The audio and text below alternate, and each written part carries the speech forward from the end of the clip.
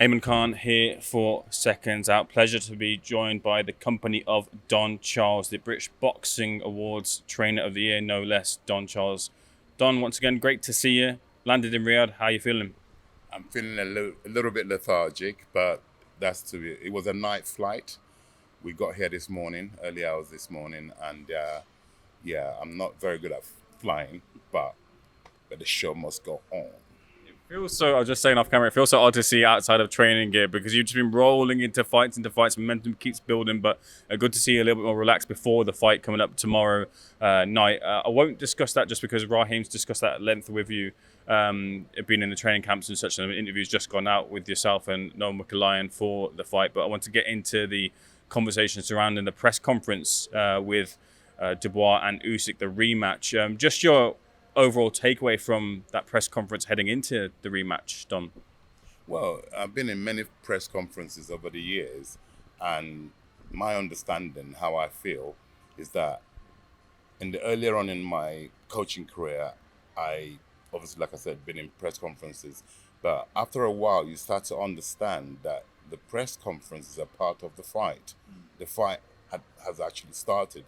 Once that contract is signed, the fight has started. So press conferences are very, very important. Yeah, you get to see a lot of the opposition. They get to see a lot of you. So it's very important that you walk away from the press conference feeling that yep, you delivered your message, feeling that you've read the body language of your opposition is very, very important. And yeah, just collecting data, and I believe walking away that day, last Tuesday in London, I collected enough data. Some of it I already had, and some of it there was some more new, fresh data that I believe we collected. Can you share any of that? The one thing that I took away from that press conference was I've never seen Usyk and his team be as agitated as they had been before. And it seemed like Usyk even made the decision to end the press conference earlier than it seemed to go on for. Did you get that feeling that there was a bit of agitation from their team because of what has gone on back and forth in the past? Like I said, I won't elaborate. I saw a few new things that, yeah, very, very useful. Like I said, the press conference is a part of the fight. Do you take it as a win? It's a plus. It's a plus. We've still got to go. Daniel's still got to go in the ring on the 19th of July in Wembley Stadium and physically win. Yeah, every gains, any little, no matter how little, it's gains, isn't it? So yeah, we collectively as a team walked away from that felt, you know, satisfied. One thing Usyk's team had mentioned was they're not fighting Daniel Dubois, the boy, anymore. They're fighting Daniel Dubois, the man. In your words, what is that distinction? What is the change that you've seen in Daniel Dubois since he's been under your guidance? I've said this so many times. Yeah, it's there for all to see. He's matured. He's a young lad. When he fought Usyk the first fight in Poland, he was 25 years old. He's now 27 years old. That's 2 years of growth. He's at the prime as a man, as a human being. Daniel Dubois. He's at his physical best. And remember, the first fight we had with Usyk back in Poland is first we working relationship was 14 weeks. We did camp. That was our first assignment was to fight Usyk. What a way to kickstart a trainer fighter relationship. A guy who's now gone on to become the undisputed heavyweight world champion.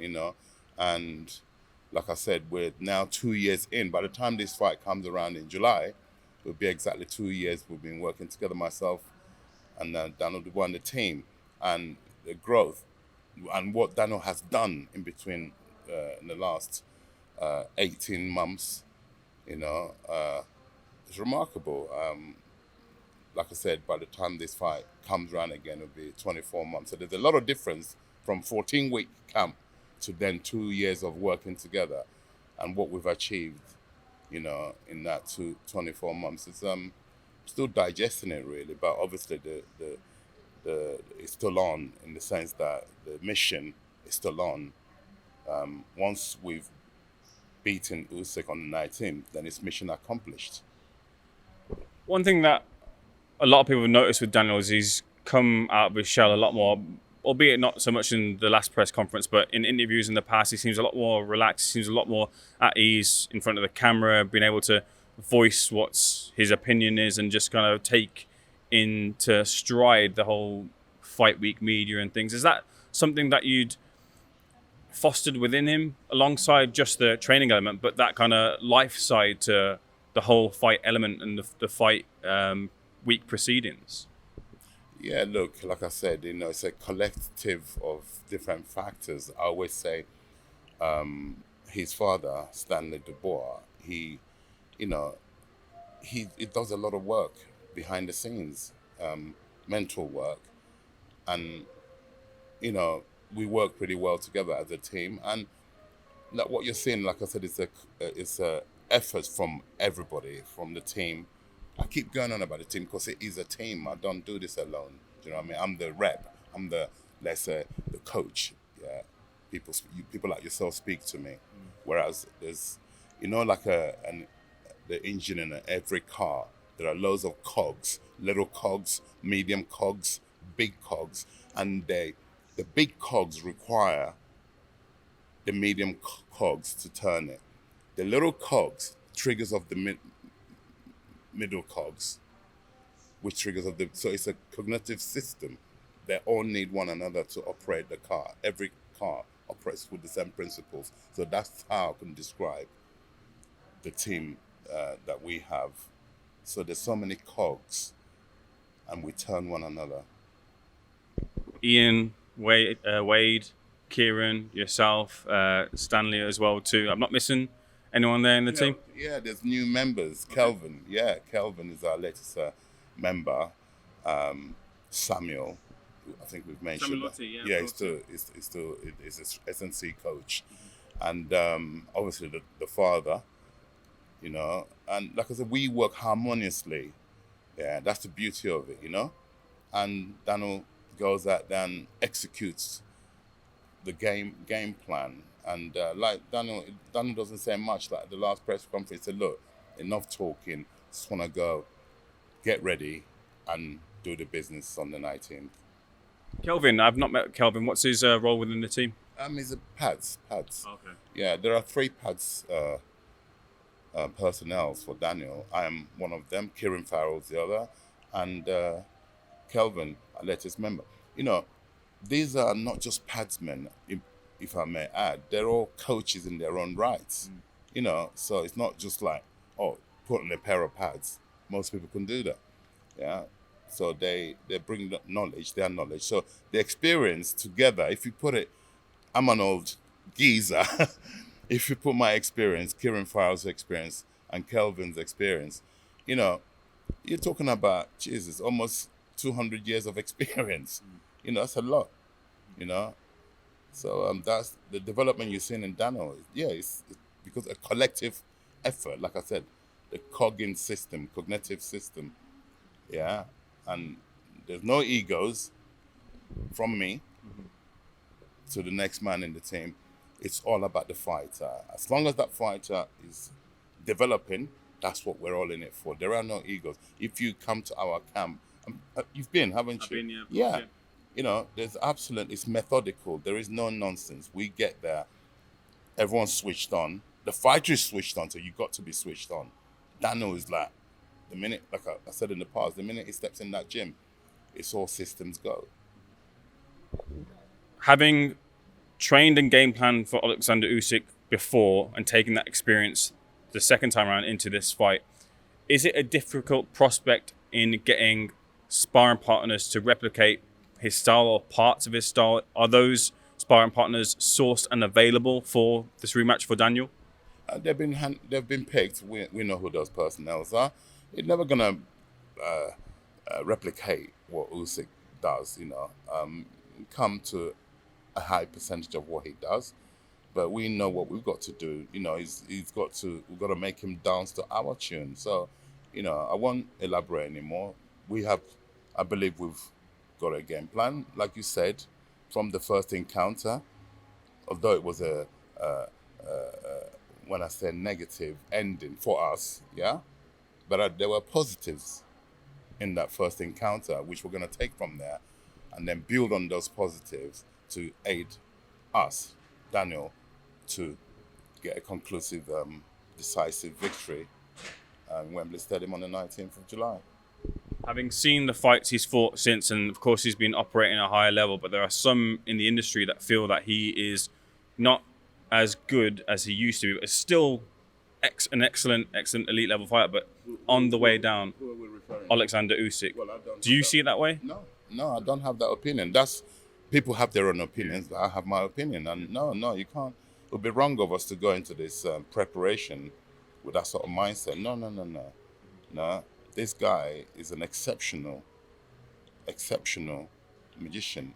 So, no, we are fighting the best. He's the current undisputed champion of heavyweight champion of the world. So, no, we this is serious.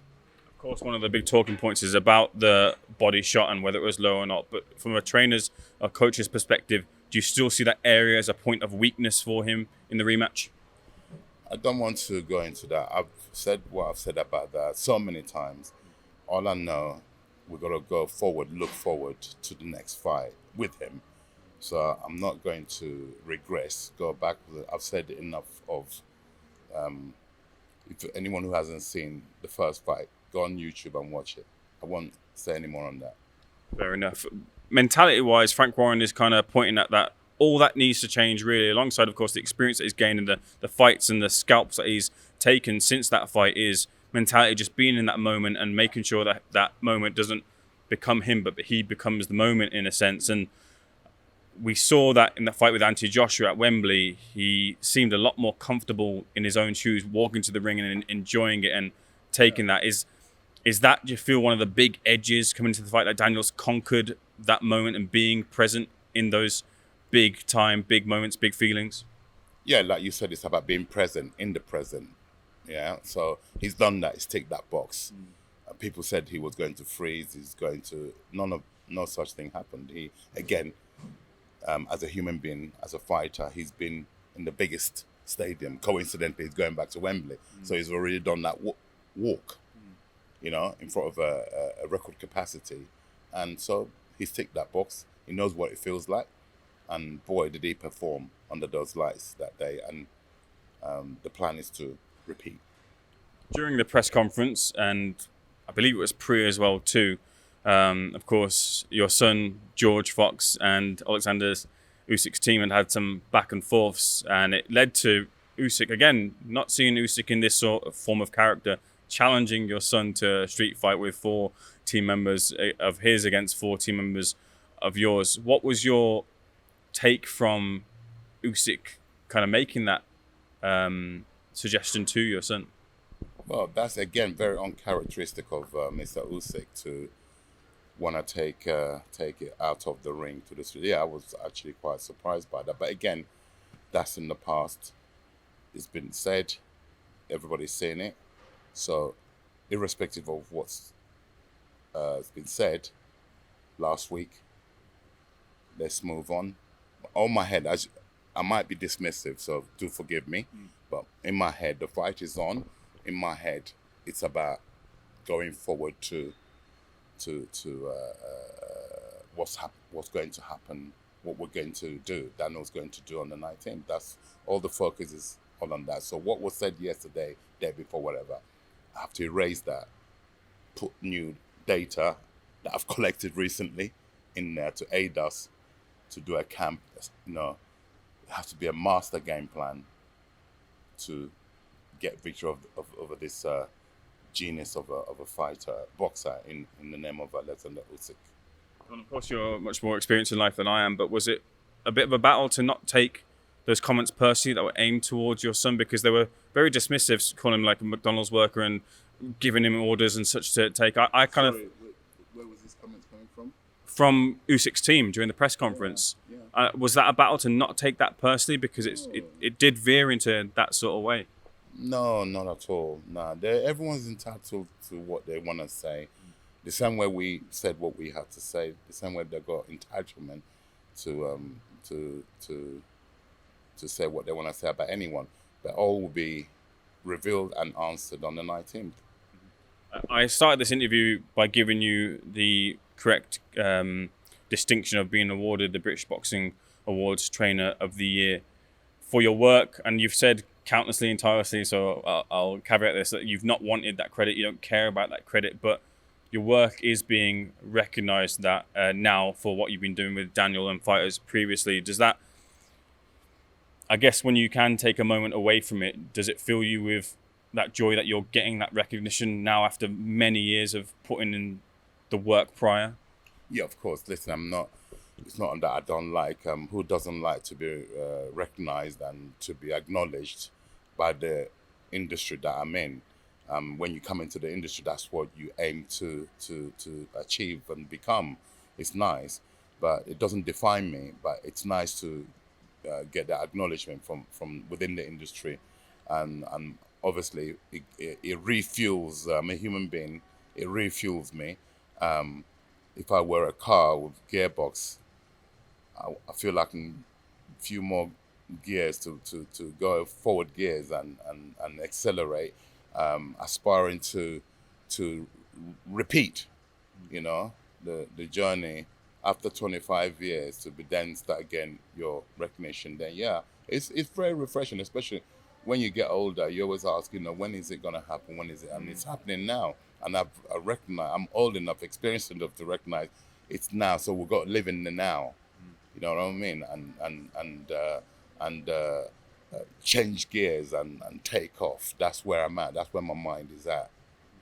There is a thread weaving in the background, and that is, from your perspective, you get the win over Oleksandr Usyk, and I guess there's a lot of ifs here, but it could be the case that Daniel Dubois could go on to take on your former charge, Derek Chisora. And I've heard you say that you're a professional, and if it came down to it, you'd be professional, your team, Daniel Dubois, and if you have to fight Derek Chisora, you'll take it professionally, and you'll take that opportunity as it is. But do you view that, if it was to come to fruition in the story, as a chapter that is sweet or bittersweet, should it be that Chisora was in the opposite corner to you? Yeah, it's more bittersweet than it is sweet. Obviously, it's not. It's not a secret. I've been very vocal about it. It's not something I would wake up saying, "No, what for Daniel." But I'm not a promoter. I always say I'm not a manager. I'm not a promoter. So I'm a professional trainer, and my fighter, Daniel Dubois, is my priority. So if I have to train Daniel to face whomever, then then whoever it is, then that's what's going to happen. If that's what materializes in the future. But like I said, I'm not a promoter. So if that's what happens, that's what happens. Would you worry for Derek in that fight if it did happen? Well, most definitely, I've already said, but I have to be take the emotions out of it, which is going to be difficult because I am who I am, a very emotional guy. But I've also recognized, that I have to, for that moment, if it was to materialize, that's what happened. And if that's what happens, that means Daniel is successful on the 19th, right? So let it be. What will be, will be. Let it be. Last topic I wanted to discuss outside of your fight was that tremendous spectacle that was Eubank Jr. versus Benn.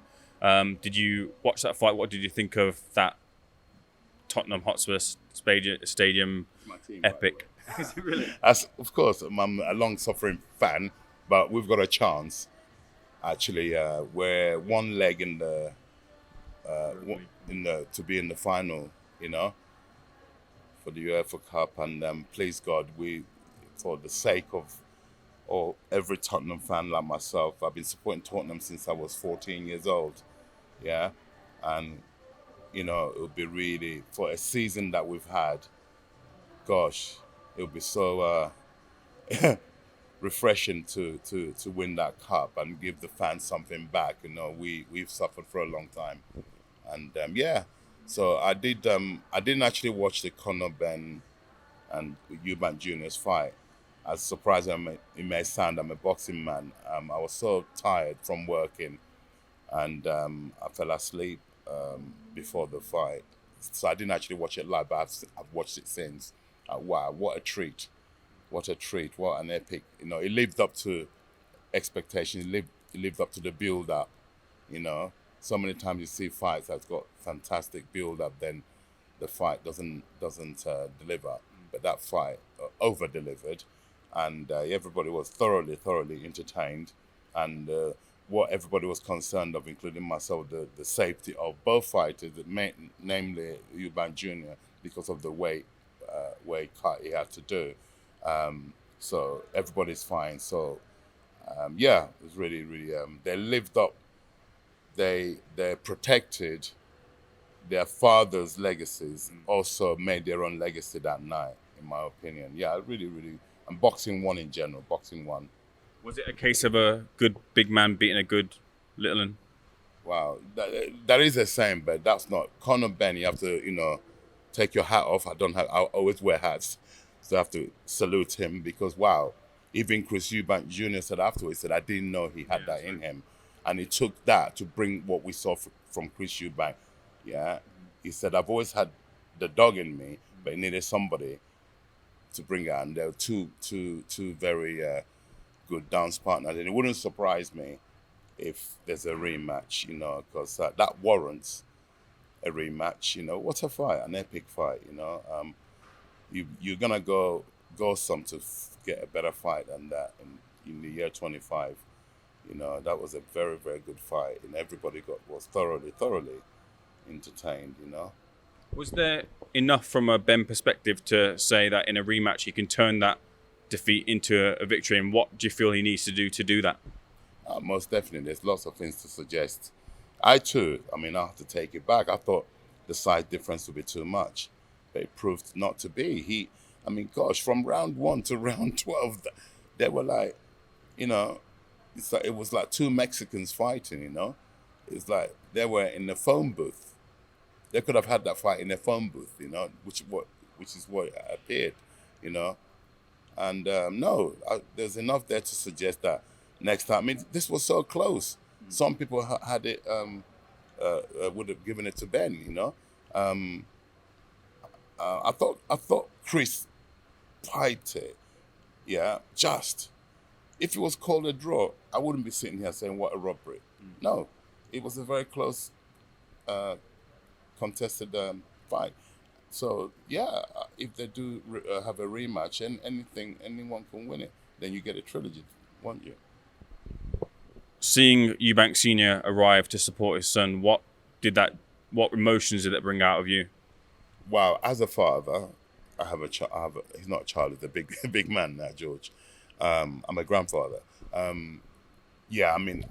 I would never, me personally, would never have forgiven Senior had he not turned up, irrespective of whether he thought his son. Obviously, his main concern was that of the weight, making that type of weight. That was his concerns.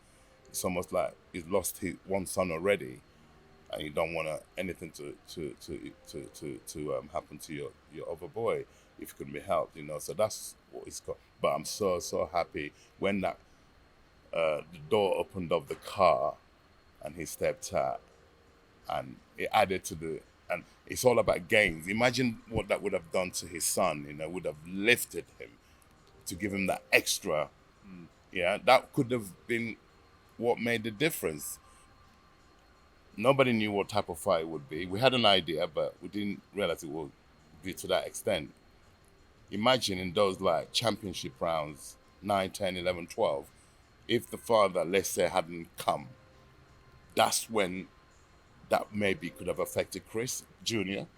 Because the father is there. It's like, no, I can't let and Ben's father was there as well. So they're both fighting. My papa is here. Can't let the family's name down, Yes, I'm really happy that he turned up. As a father, I got really emotional about it, and I thought, all right, go on, Chris Senior, because had he not turned up, yeah, it wouldn't have been good, for everybody. Is that the type of strength that Daniel draws from his dad being there as well too? Because if he's not present, would you imagine there to be a considerable drop in his performance because his dad wouldn't be present? Is that how crucial he is to being there? Most definitely, yeah. It's the same thing, When Daniel hears his dad's voice, sees his dad, you better run if you're on the opposite corner. Trust me, I'm being, jokes aside, yeah. When Daniel hears his father's voice and sees his father, I wouldn't want to be in the opposite corner. Obviously, we don't want anything to happen in between, but Usyk's history in his last couple of years has been that he's had a couple of injuries, which meant that he's delayed fights and such. Are you confident that there will be no hitches going into this fight, and it will take place when it's scheduled to take place? If I had a crystal ball here, I might be able to answer you that question, but let's not speak that, because it's about energy into the universe. So it's going to happen on the 19th. Everybody's going to do a successful camp. Usyk's going to do a successful camp. We're going to do a successful camp, and everybody will fit and ready to fight on the 19th. What do you make of a fighter who puts a timeline on their career? Does that signal something to you about where they feel they're at? Because Usyk has said he's having 2 more fights. This fight with Daniel Dubois, and then 1 more, it being Fury or AJ. Don't know what the status will be. From your perspective, you'll say that it's not going to be as undisputed champion, but he's put a timeline now on his career. Does that mean something to you in terms of where he feels is at and where he might be in his career? Well, it's only he can answer you that question accurately. He said that's what he wants to do, and irrespective of what happens with us and him, we're going to beat him. So whatever he wants to do after that, that's entirely up to him. We have no control or say over that. Don, I'll leave the final word with yourself. What happens when Daniel Dubois gets back into the ring with Oleksandr Usyk? What happened will be what should have happened in Poland, but that's in the past. Daniel Dubois, Triple D Dynamite, will be victorious on the 19th of July, Wembley Stadium, in front of a full house, full capacity. All I urge to every boxing fan, British fans mainly, get behind Daniel Dubois, okay, to make history. There's never been an undisputed heavyweight world champion in Britain. Lennox Lewis did it. Sir Lennox Lewis did it. He did it in America. There's never been an undisputed fought in England, especially at Wembley Stadium. Let's all go, get behind Daniel Dubois, support him. Let's all go and make history and make Britain great. Don, looking forward to it. Thank you for speaking to Seconds Out, sir. Wishing you the best as well for tomorrow, Michelin versus Badu Jack. Thank you so much for speaking to Seconds Out. Much appreciate it, sir.